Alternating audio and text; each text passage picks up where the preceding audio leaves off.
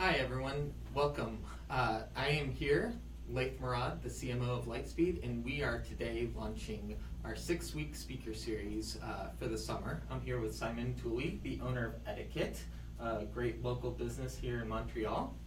And really, we've designed this series to address many of the challenges facing independent retailers today.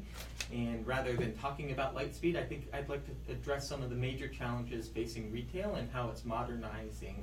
And so today's series is starting with the modern retail experience. So thank you, Simon, for joining. It's good to be here. So retail is really evolving rapidly. I'm a little old. Simon shares I'm a little older. He shares my oldness. But we are here to talk about modern retail. But you've gone away from these pads and papers and post-it notes really being able to track customers.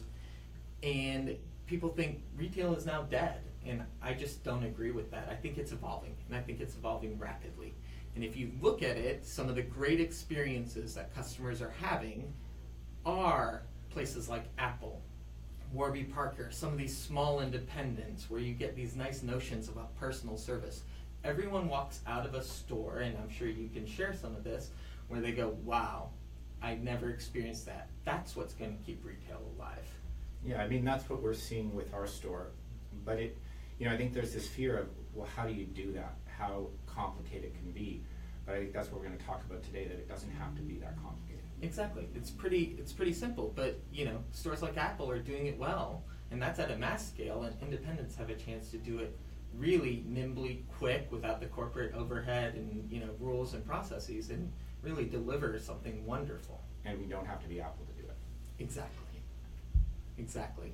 So I think what's really interesting is people have this notion of omni-channel. What is omni-channel? I know your business is omni-channel, and that's really selling online, being online, but it's really more than just the act of selling online. I mean, to me, omni-channel is, to our customer, there's no store, there's no website, there's no Instagram, there's no Facebook, there's just Etiket. So whether they're going to shop with us in the store or online or through one of the social media, they just expect the same service, and I think that's really what it's all about. They're not going to expect a different experience wherever they go. So we get very hung up on this word and what does it mean, and it's such a challenge, and you have to be big, and I don't have that kind of ability to have that technology. We all do. It's just, what are we doing with it, and are we respecting the customer the same way wherever we're talking to them? Yeah, and I think it's really interesting because when I was in your store, I think when a customer has a chance to shop with you in store, they get such a great level of personal experience. I found talking to many retailers, a lot of times they get this fear of, well, what if they say this, what if they say that, and then they end up not doing anything at all online. And so how do you keep that alive where it's like the same level of experience that you deliver in store? How do you keep it alive if you go to an online commerce? It's not always that easy. For us, for example, we sell perfume. Well, you can't buy perfume if you haven't smelled it. So in store, it's easy. You come into the store, we'll take you through, we'll give you a journey and fragrance, and then we'll say, would you like a sample? And we'll sample whatever you like, and you go out the door and you take it home and you try it. How do you do that online? You're reading a description, you're looking at a bottle, maybe you've heard of it. So we said, well, we need to come up with a sample program. So is it that innovative? It doesn't seem that way to me, but it gave people a chance. We made it easy for them to purchase. We made it easy for them to not have to pay a shipping charge to get their samples, and then it's an opportunity for them to get them, try them, say, I love that, and I want to get it. And if they have questions, they reach out to us. We had a gentleman in northern Quebec who was 72 years old. He'd always worn the same fragrance, and he said, I really need your help. What can you do? So we said, well, what do you like? And he came back with a few different things, and we put a package together and sent it to him, and he bought a fragrance. But it wasn't that he bought the fragrance. He was so excited, and we gave him the same service we would have in store through online. So it's to me, a lot of the word is trust and respect. But if I look at your Instagram and I look at your social media, you're also trying to create that same level of experience, because online's not just about selling, it's about discovery for you. It's never about selling for us, it's about discovery. We sell a lot of brands, a lot of niche brands in skincare, fragrance, or makeup that people may not know about. So it's, how do they discover it? Is it through an image? Is it through a story? We love to tell stories more in store. It's easier because the person's in front of you. But otherwise, you know, in an Instagram post, if they're reading through, we let them know, or they go to our blog, or is it on Facebook? You know, we're not quite at the Facebook Live like we are here today, but it's all part of it. We're testing out some new mediums. Yeah. But I think it's interesting because if you look at Google and you say 1.5 billion people go to the destinations, 3 out of 4 of them are going to these destinations within 24 hours, really says that retail used to be about location, location, location, and now it's really about making sure you've got content, making sure you're delivering service, and discover. I mean, we are 100% destination. We have no walk by to speak of. So they've had to have discovered us through the web. We ask everyone, how did you find us? Yes, now it's 5 years down the road, their sister, their brother, their friend, but we still get, oh, I saw you, I Googled a certain product and I found it. We had a team meeting this morning and our #1 search is still through Google looking for us. Is it looking for best sunscreen, or is it looking for etiquette, or, you know, it doesn't matter. That's how they're still coming to us, but then they want to come and have that experience. That's great. So really, you know, from my perspective, it is the technology is helping you power this, knowing who customers are, tracking their data, understanding what their purchase history, different fragrance types that maybe they like, what kind of scents they might like, so I might be different than you, and just having that profile. But that technology is really in the background and it's helping you. It's not a replacement for the human experience. It's not. For us, technology, we don't really want our customers to know we have it. We think we have the best technology because it allows us to do what we need to do, which is service our customers. But they don't really care. You know, when they come in the door and say, can you check what I bought last time, what was the product I bought, we just need to be able to do it. If we can't access that information, I think that the days of maybe have changed a little bit on what's going on. So. Okay. Yeah, I think it is evolving, and I think that's what's powerful is the independents are in a great position today to be successful because they can be nimble, they can provide that service, the extra care that no one else can. I think we have such an opportunity because, you know, even on the technology side, on the data side, we can react. You know, we can come in, something happened today, we have an event going on next week, and we have an issue with the event, and we're like, okay, what are we going to do? Well, we can react, we can stop the e-flyer that's going to go out, we can switch to something else, we can make it happen. If we were someone, well, as we grow and have more stores, we're going to react the same way, but coming from where we're coming from with this independent idea and a little different vision, we're able to make a change. It's a cold winter day, let's send out something about, you know, moisturizers, right? So exactly. Can the big guys do that? Not really. So there's an opportunity for independents who are willing to maybe look outside the box and say, I can do it. I don't need to be Apple to make these kind of changes. That's great. That's great. So I think of retail, when I have spent 20 years in retail, that if you look at a customer as someone who just walked in a transactional relationship, you're just trying to sell them whatever product they came in for. But if you actually remind yourself that most of us shop, and I'm the shopper of my family, and I love retail, but most of us shop with a moment in mind, whether that's an event or a party or whatever else. So someone shopping for shoes may actually be looking for, you know, this evening get together that they're doing at the lake on, you know, on a nice sunny summer day. Right. And so if you remind yourself of that, how's that changed the conversation? Well, for us, you know, I think on the perfume side, we see that a lot. You're buying into an emotion. You know, fragrance is so much about that. But I think anyone coming in, we can, you know, if our focus is never on the sale, it's why is the customer there? Exactly. What's the goal? You know, we sell skincare, and we've made a place for results-oriented skincare. What does that mean, you know? And it doesn't matter if we're talking skincare, as I say, pets or dogs or bikes or whatever it is. There's still, you know, Apple, it's the same thing. You're not buying a computer from Apple, right? So what are we giving somebody? We're giving somebody in fragrance a chance to, is it about memory? Is it about emotion? In skincare, is it about a new way of looking at yourself? Maybe it's someone who's dealt with acne all their life. So I think we have to step back and take the examples that I'm giving and say, well, how does that work in my business as opposed to, am I selling this product? No, I'm Right. selling something much bigger than that, right? Exactly. And so, I think of, first time I tried on a suit, it was not because I really wanted to wear a suit. It was because, it might have been my first day at the job. It might have been something that I had bigger. And when someone tapped into that emotion, they were able to actually deliver what I needed, the right, I didn't know what I wanted, and they were actually able to give me that service that I desperately needed, not knowing what to buy, what to wear, add on things, because I was just informed, as opposed to, would you like this suit? Great, thanks, ring it up. I mean, I think most people, when they go into a retail store, maybe it's in a mall, which is not what we're talking about, because we're talking about independent stores where people make an effort to get somewhere. They've gone in for a reason. So when they come into your store, you're doing something to ask them the questions to get to why they've truly come. And sometimes you have to dig a little because, I came because I heard about this product. Well, is that really why they came? They came because they felt they had a problem somewhere, they wanted to solve the problem, right? Or maybe it was they need a new makeup, or somebody said you should wear red lipstick, or whatever it is.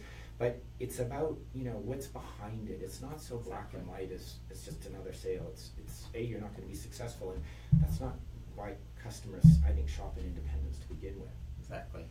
So, it is really these experiences connect us, the human experience. People like, and they're really gravitating more and more. I hear of, coffee shops. I hear of these places where Shake Shack's a place in, in the States where they're putting out big tables, 16 top tables versus 2 tops. So people start talking and interacting because that human experience is what's binding us together. So I think when people think retail, it is about connections. It is about meeting people. It is about places. I know in your store you have a place to sit down. Right. You have places for people to talk to one another. It's not so transactional. No, I mean we do skincare master classes where we have people come in, and it's pretty intimate because when you have a table of men and women sitting around a table, and the women have taken all their makeup off, and you're putting a green mask on your face, you get to know each other, and people enjoy it, and they love it, and they come back, and when is the next one?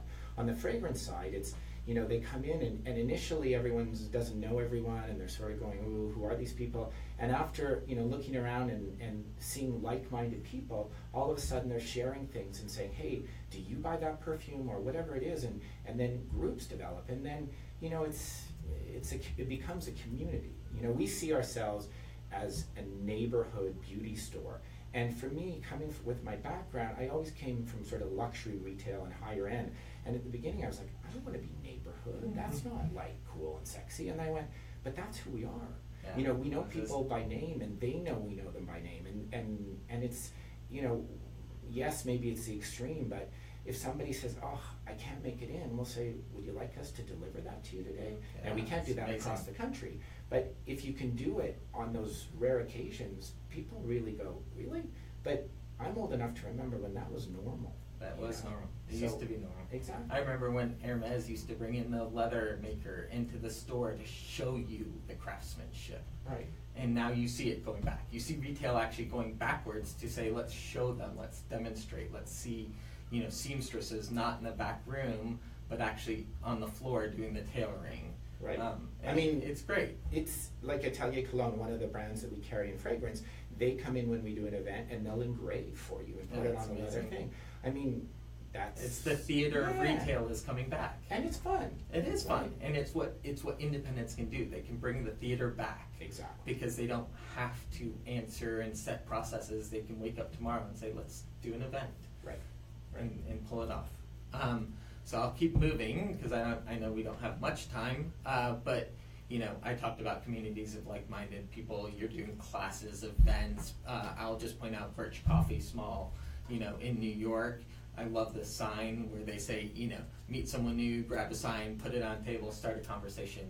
Because what you're finding is if someone has that memorable experience, it's not about the product they bought, it's actually about the people they interacted with, and that will keep them coming back. Exactly. Talk to me a little bit about the notion of a thank you. I know you are more rare in today's world to send out a thank you note, not typed, not systematic, but actually a personal handwritten thank you. Right. I mean, we started it when we first launched our online And we wrote long handwritten notes, and we saw a response to it. We do it more now, especially on the skincare side, to say, do you know how to use this product, right? Everything goes out with a note, even if it's just a thank you, Ariane, for your purchase today. Whatever it is, we actually would never write that because it's so corporate. We would just say thank you, or someone's buying perfume, we hope you find one that you love. I mean, it's sort of based on what it is that day and what they're buying. And it takes a little more time, and we all sort of go, oh, we got to get the orders done. But it's part of it, and it's not, it's just we feel that people that buy from us, it's like there's certain products that we sell, we actually call people after to make sure everything's okay. And it sort of freaks them out because there's almost this vision of, is there someone really behind it? What are you doing calling me? So it's you got to weigh those things too. Yeah, it's great. I love. It's funny because it's so easy when you order online. It's transactional, but you guys put this thank you note into it, and it's so much nicer because then you realize it is personal. Yeah. It doesn't feel so transactional, even though the entire process of me buying online was transactional. The actual thank you makes it so personal and feel like that's your extension of your store when you go that way. Exactly. It's like, yes, it's online, but let's make that one world e-com, put it all together. Exactly.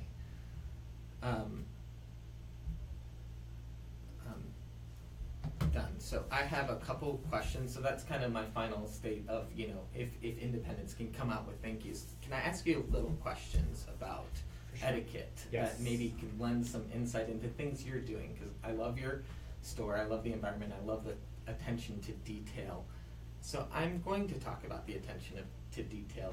You and I, as I was in the store, we were walking it, I started facing the products. Right. And in retail world, that means making sure all the labels are front and center, straight, nice, orderly.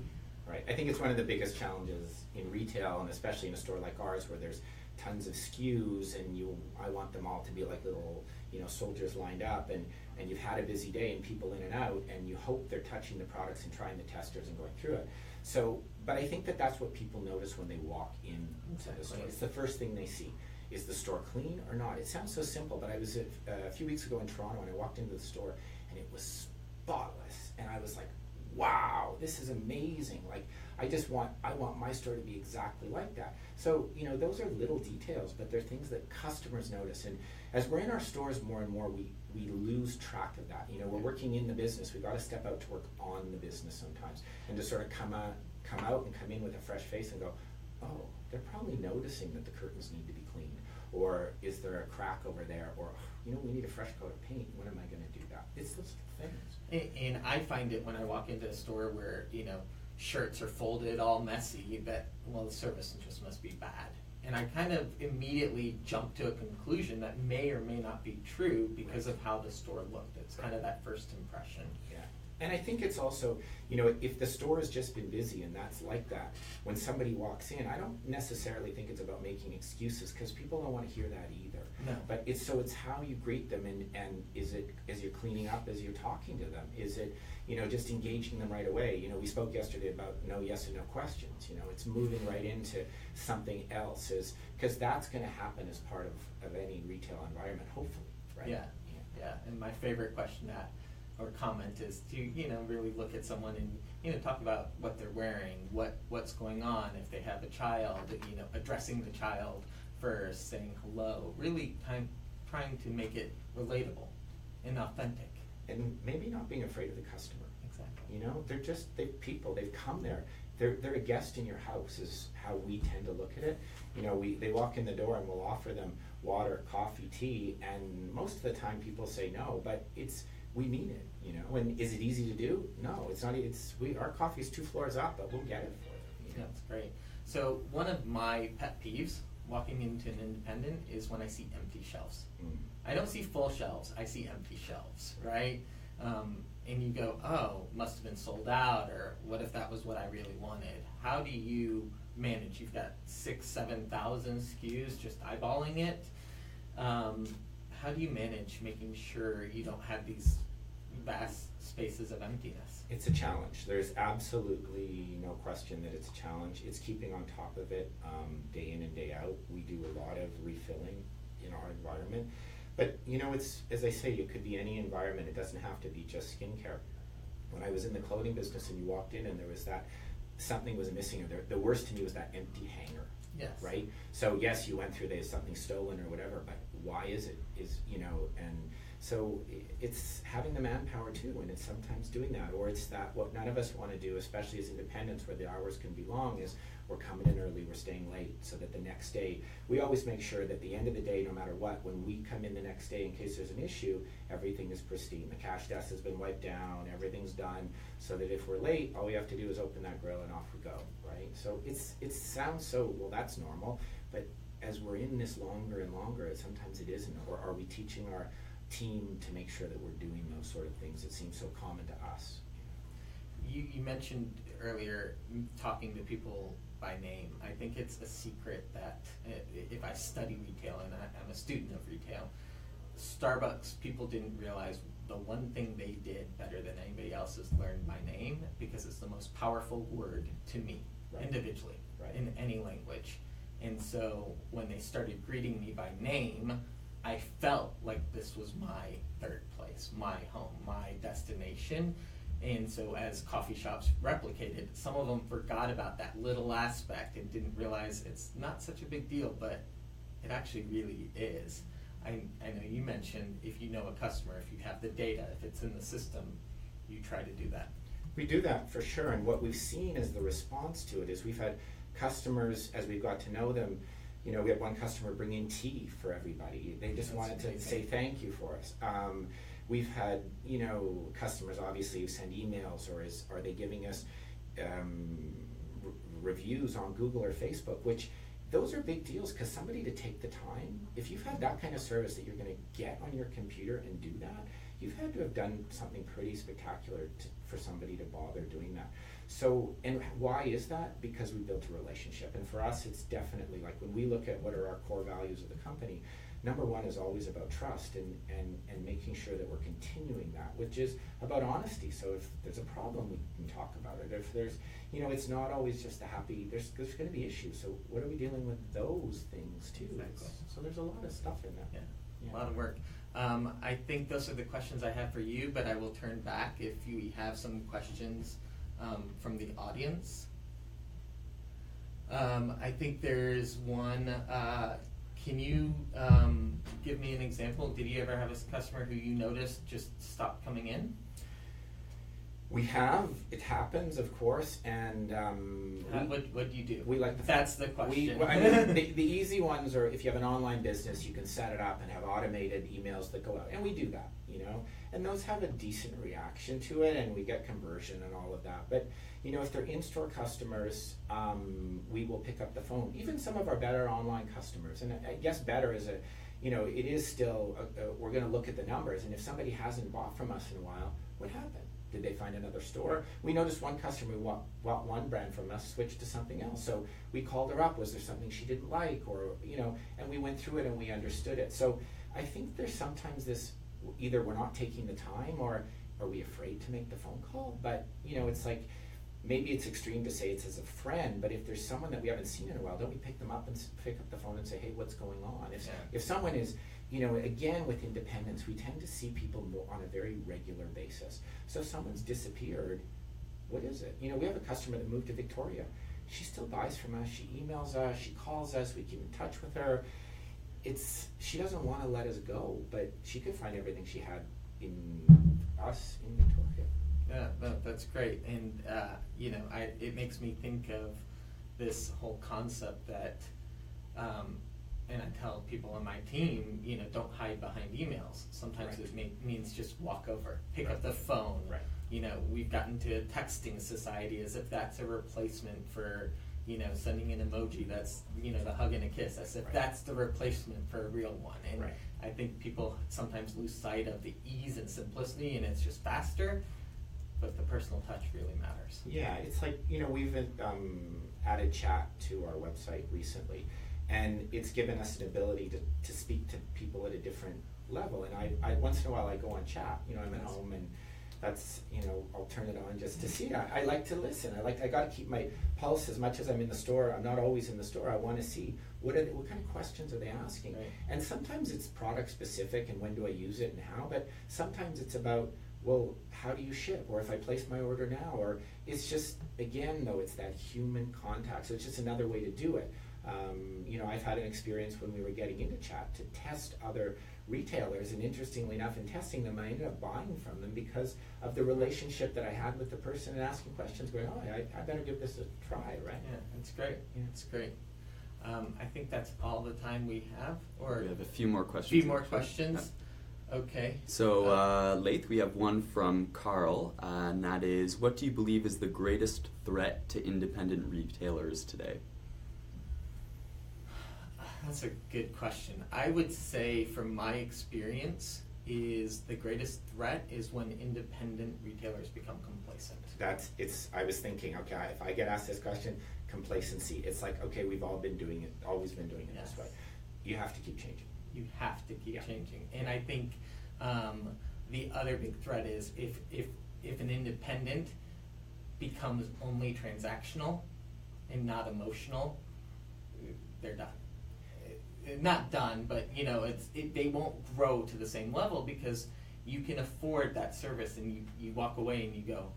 So many times I've walked away and gone, wow, there's no other place I'm going. It's that I would rather buy that because my alternative is more and more Amazon, but Amazon's not the threat. Amazon's the convenience. Right. It's not really a threat. It's a replacement because of bad service. Right. So when you have great service, you have that personal experience. It's really great. But complacency, attention to detail, the small things, I know it's expensive, but, making sure you have a destination, online presence. So everything that you can do in your power, from social media to just make sure you're known, is really important. Even if you can't sell online, make sure you show your products. I think too that, it's maybe not directly answer the question, but a lot of people want to buy from independents. Exactly. So, I had a customer reach out saying, I want to buy it from you, not Sephora, yay. And she was having a problem placing the order. We were back and forth. She placed it. She was just excited, to be able to get it from us. And I know sometimes you drop in a few samples and Sure. Say a little thank you without actually having them expect it. And know that if there's an issue, there's someone that's dealt with them on a one-on-one on a Sunday when they weren't expecting it by an email and went, really?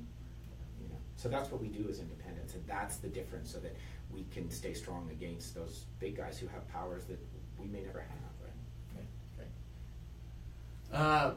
Brad asked, Simon, how do you empower your team?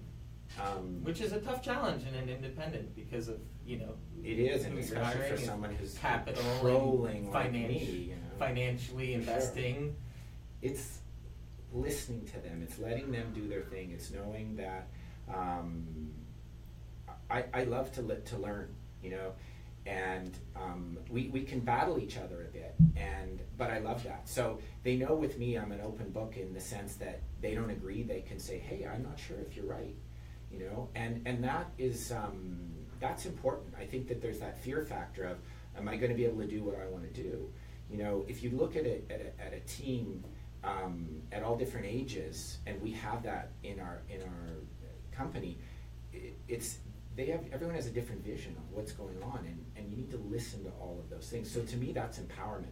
It's not about today. For instance, our team meeting, we had an intern that started. We were talking numbers. Where's the company going? Opening a store in Toronto, hiring a new manager. What's going on? We brought Lizzie in so she could hear to see where the company is going, and in that learning to be able to then contribute to the company.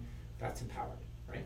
So yeah, and I think if you empower them also to be their own storytellers, right? To craft, like, this is the experience of the customer, but you have the ability to have and the permission to actually have a personal conversation. You don't have to ask, can I help you? So stoic and very scripted. You can actually have authentic conversations.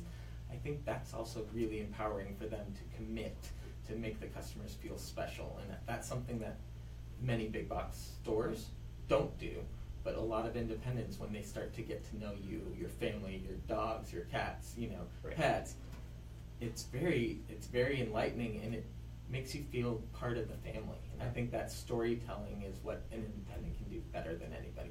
and our employees can all do it better than anybody. Exactly. Any other questions?